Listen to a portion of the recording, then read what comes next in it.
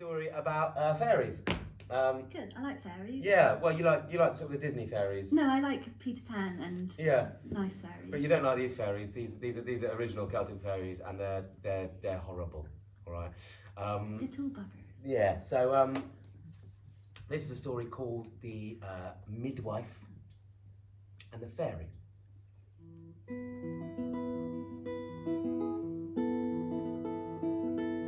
Long ago, but not that long ago, there was a midwife, what you might call a cunning woman. A bit like maybe a slightly softer version of Ceridwen from the last story. But she also lived alone in a little house just on the edge of society. You know, she didn't like so many visitors, and people came to her for, well, both midwifery, but also for maybe herbal cures, or maybe to tell their fortune in the stars or in a cup of tea, that sort of thing. You know, a cunning woman. So she knew a thing or two about the other world. Now, one night, I should say, this midwife was just, she was just tucking herself into bed at night. She had just, you know, finished her last mug of tea. She was just blowing on the last embers in the grate of her fire. And she had just taken a little candle up to bed, up the flickering, creaking stairwell of her humble little cottage. And she was just getting into bed when there was a knock at the door. You should have done that bit. Yeah. There was a knock at the door, and she suddenly sat bolt upright in bed and thought, oh, who the hell is this? And she relit the candle and hobbled again through the flickered shadows of her home and opened the front door. And it was storming, mind. There was a great rainstorm, raindrops on the roof, rumble of thunder in the distance. Thank you. And she opened the door, and there, just beyond the threshold, was a dark figure on horseback. Now, you didn't need to be a cunning woman to know that there are a few strange things about this tall, dark, handsome stranger. For the first, his clothes were, I don't know, about 100 or 200 years out of date. He was wearing one of those, you know, triangular hats and a long frock coat. No one wears that stuff anymore. And, slightly bigger clue, the raindrops were stopping about a foot above his head and fizzing into steam. You didn't need to be a cunning woman to know that this was an emissary from the other world. This was a faerie, or a bengii, as it's sometimes called in our part of the world. Now this man then spoke in a voice like water running over stones on a desolate moor, and he said, I have gold for you. My wife is in labour and I need a midwife. That person is you. Now, I think we've all got an instinct about this kind of thing. If someone comes with an offer at midnight to your door, you go, no, not me. I don't know what you did in this last situation. But then he drew a bag of gold out of his pocket, and it glinted in the light. And that changed her mind. And he said, there's another just as big when you've done the job. I don't know what possessed her, but she agreed. One more thing, said this fairy rider. You need to be blindfolded. I cannot show you where I live. And she agreed. So the blindfold went over her eyes, and she was hoisted on the back of that horse and away. Suddenly she felt the years fall off her. It was like she was a girl again, being taken to some secret place by suitors long hidden in the labyrinths of time and memory. She was riding out. The rain had stopped now. She could smell the moist earth, feel the wind.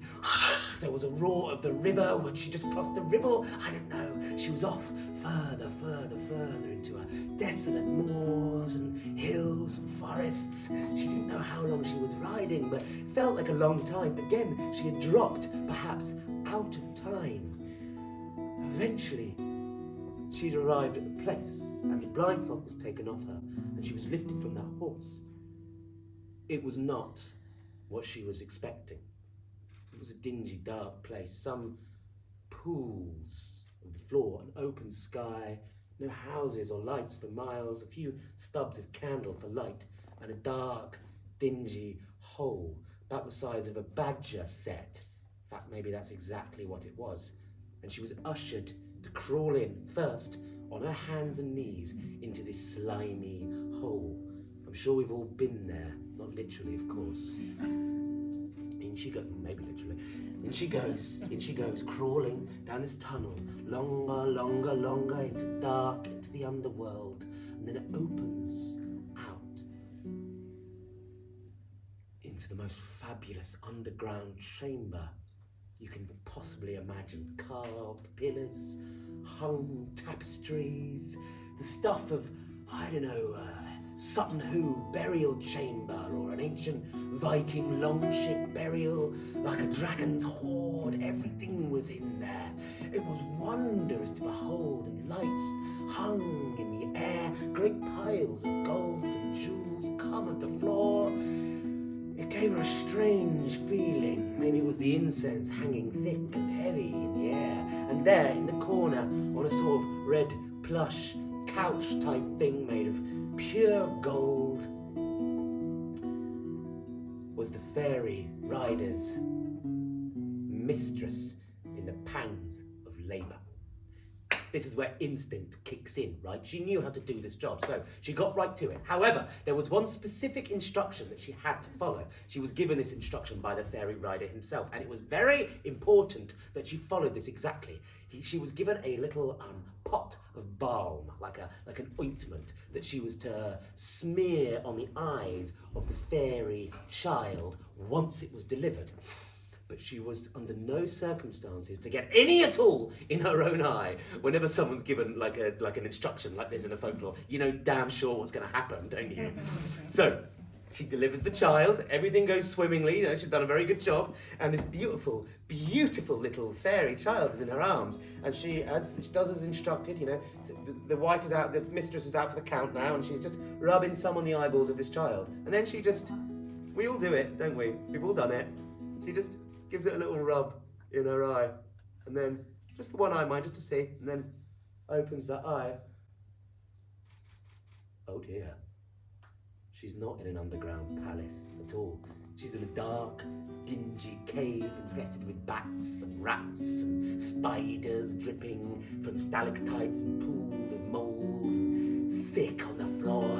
And this thing in her arms isn't a beautiful boy at all, it's hideous! It's a this little horrible monster with black eyes and sharp teeth and 6 limbs and tentacles coming out of its belly button all over the place. It's hideous. It's a real fairy, monstrous thing. Well, she quickly, you know, closes that eye and opens the other one and makes her excuses and leaves. And as soon as she knows she's back on the back of that horse, being carried away by her fairy chaperone back across the moors and hills, until soon she's the other side of her little cottage door with another big heavy bag of gold in her hand. She puts it underneath her pillow in her bed, sits down by the fire, pours herself a very big glass of gin, drinks it, and tries to forget the whole thing.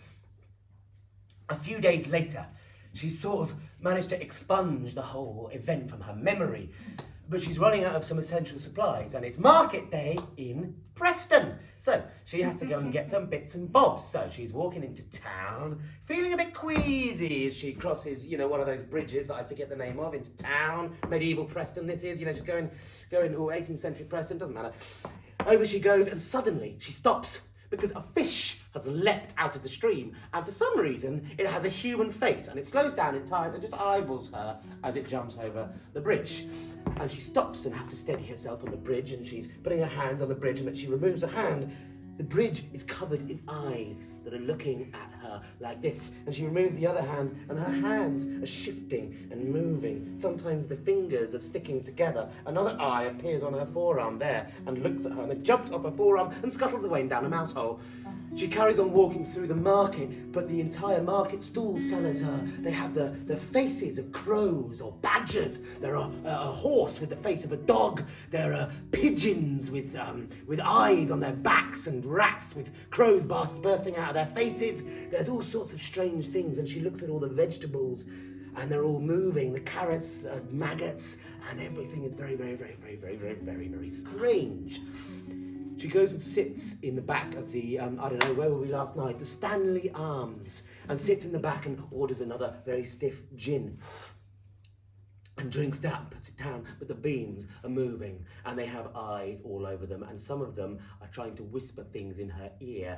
She goes out of that pub and decides it's probably time to go home. Forget market today, she thinks, and she's just on her way trying to figure out, orientate herself, which is the right way to go, when she sees at the other end of the marketplace something she recognises.